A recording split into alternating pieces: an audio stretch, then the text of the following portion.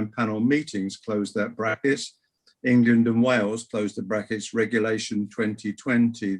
The meeting will be held via online video conferencing. The public will be able to view and listen to any items on the agenda unless the committee has resolved to exclude the press and public from the meeting as a result of the likely disclosure of exempt information as defined by Schedule 12A to the Local Government Act 1972. So with that said, and the recording has started and we are live now, are there any members of the public? If I go to Mr. Turner, are there any members of the public present who wish to ask questions? We haven't been so informed, Leader. There are No. not. Okay. Then we move to the items in terms of membership, apologies, substitutions, and indeed declarations of interest. Are there any apologies? Leader, we've got apologies from Councillors Barker and Whitbread and Councillor Pond, and also the Chief Executive, and Margaret Lee is standing in for the Chief Executive. And a very worthy substitution, I might add as well. Are there any declarations of interest in the matters that this cabinet is to discuss today? I see no indication of any member declaring an interest. So then I move to the item 2, which is the minutes of the previous meetings. 2A is the meeting minutes on the 16th of March. We'll take that one first. Are they a true and accurate record of that meeting? Can I? Agreed. I've heard agreed. I see, is there any dissent to that? I see no dissent. So I then move on to the next item, which is the minutes of the meeting on the 26th of March. Are they a true and accurate record of our meeting? Agreed. Agreed. I have agreements. Is there any dissent or to the contrary? There is no dissent or to the contrary on that as well. Item 3, as we know, we've already asked the question. There are no members of the public who wish to ask any questions of us.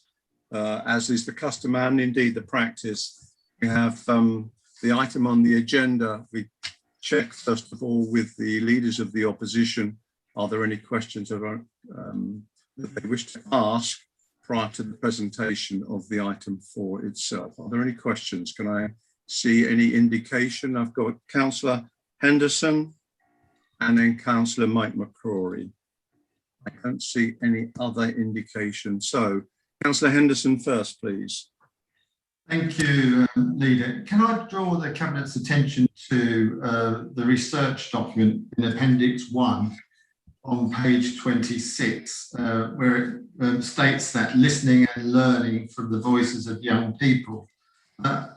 Are members as concerned as I am of some of the feedback from that, where some of them are saying not having had a social worker makes things difficult, not having a social worker can bring extra challenges. Some didn't know if they had an allocated social worker. Some were placed away from their local areas. They were far away from family and friends. One young person had to give up their job. One person said they felt isolated and lonely, and others said they were just trying to make ends meet and keep a roof over their heads. So, Councillor Henderson, could I ask? So my question is... Yes, your question. My question is, Leader, this contract to be renewed, and you've got performance management for future contracts. Surely, please tell me you're not going to wait until 2022 before you put some of these concerns that these young people have raised over these years. And my following question is, on page 17, 3.17, it says consultation with young people in 2019 and 2020 identified the following areas of importance. All reports are supplied. And there's a list of things that young people said they would like support with. Could I ask the Cabinet if they were prepared to add another issue to that list? We're finding more and more concerns where people who are having to rely on rented accommodation are not aware of their tenants' rights while holding those rental agreements with landlords. And we've seen some of the horrific issues on national news at the moment. Would it be a good idea to make sure that these young people are aware of their tenants' rights in the future in case they across a band of bad landlords? And what partnerships are taking place with districts and boroughs to make sure that accommodation is available in all areas for these young people, so they're not moved away from their family and friends, and so they possibly don't lose jobs in the future? Thank you, Leader. With your two questions, Councillor Henderson, I'm going to go to the Cabinet Member, Councillor Louise McKinley. First of all, to ask her, does she want to answer those questions now, or does she want to wait until she's heard the questions from Councillor McCrory before she answers or defers those questions? Councillor McKinley. Good morning. Could I take the second questions from McCrory, and then I'll answer it all in one, if that's okay. Okay. Councillor McKinley, you're going to answer that question now? If we hear from Councillor McCrory, and then I'll answer both the questions in one. Okay, I'm sorry, I missed your point. I beg your pardon. So, Councillor McCrory, please. Yes, thank you very much. So my questions, first of all, around paragraph 3.6, where it refers to the rent will be paid out of the young people's own income streams, primarily housing benefit. So does that mean then that if the benefit doesn't cover the rent, then the young people have got to fund the balance through their other, if they've got any other sources of income?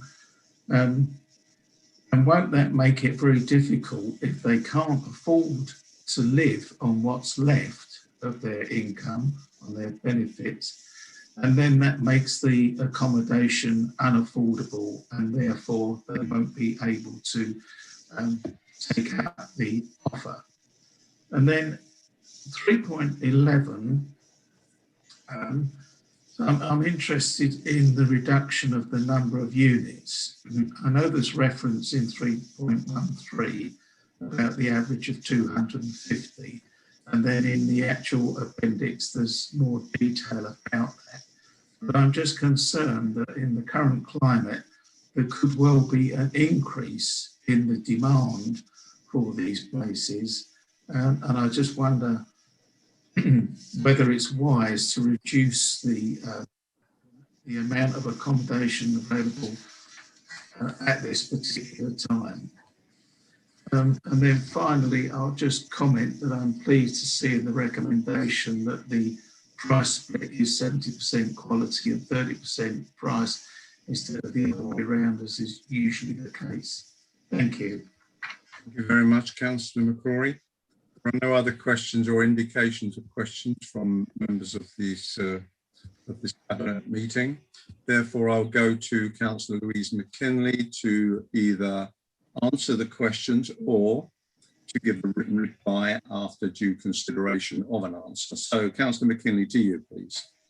Thank you, Leader. I think there may be a little bit of confusion, not just from the questions that I've had today, but also from some of the clarification points that have come in ahead of me. So I just wanted to be clear as much of what this paper is about, what it's not about as well.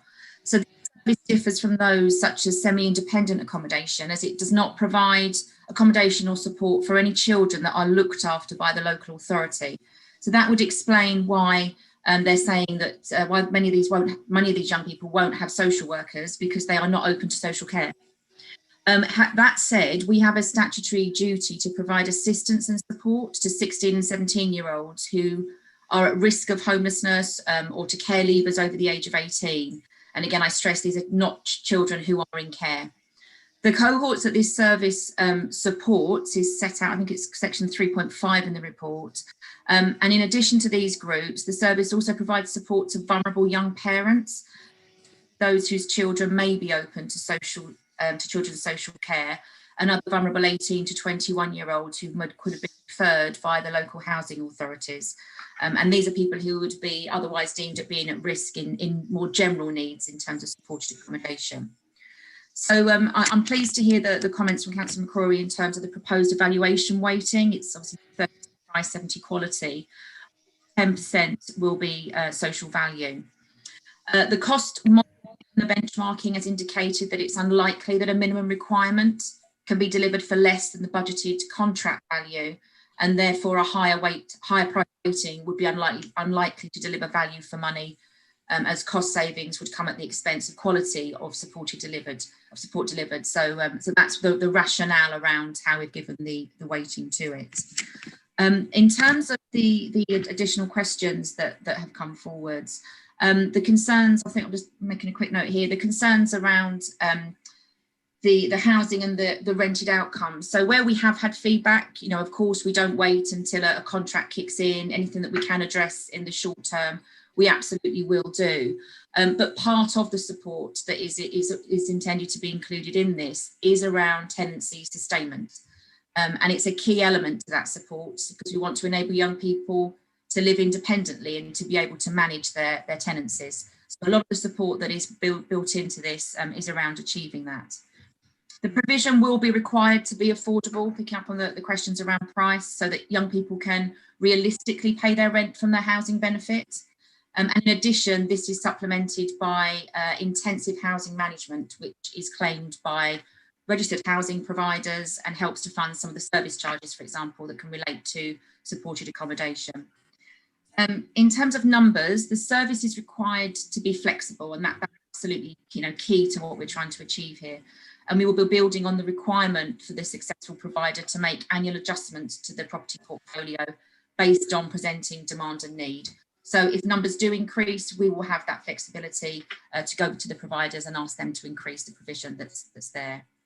I think I've covered off another point, sorry, I think it was Councillor Henderson, was around the districts and the boroughs and the link in with them. We are already having conversations with them about appropriate accommodation, particularly this piece around them being moved around. In some cases, it's appropriate and it's helpful that they would move.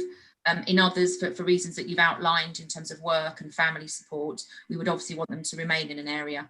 And we are in close dialogue with them.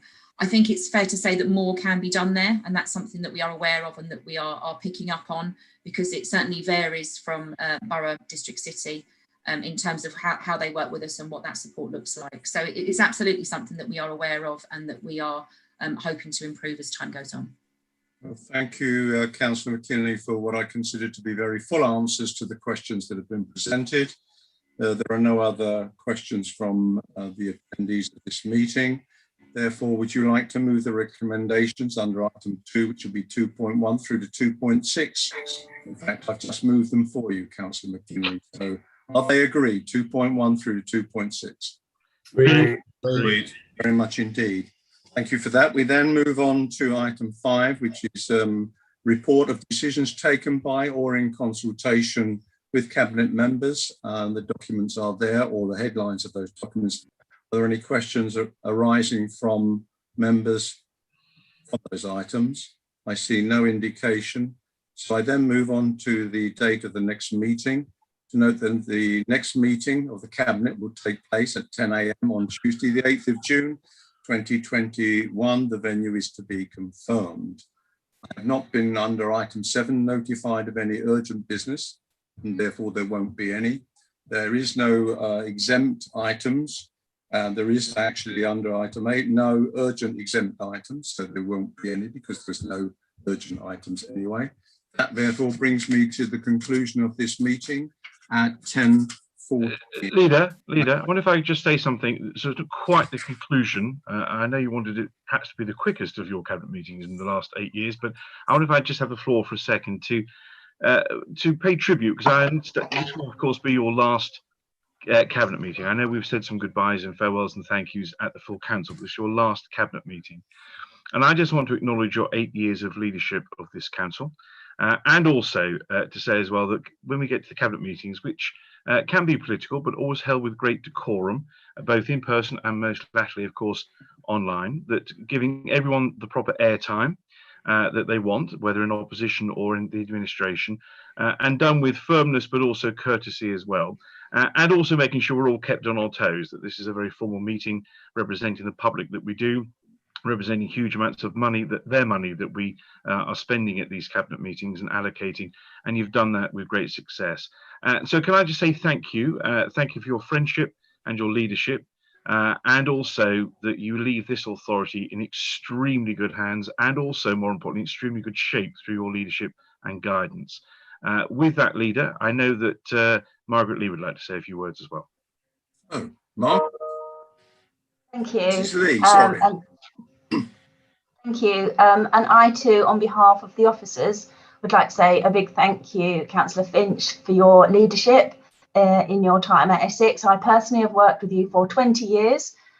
So I just wanted to say, as I say, on behalf of the office, we've really appreciated not only your leadership over the time, but also your very human face. I think the relationship between officers and members at Essex is very good, and that is in no small part because of your own leadership and your interaction with the whole officer cadre. So on behalf of those officers, I too would like to wish you well in your retirement and thank you for everything you've done for us here at Essex. Well, thank you, Margaret, and thank you, Kevin. And before anybody else wishes to join in the cacophony of thanks, I do appreciate working with all of you.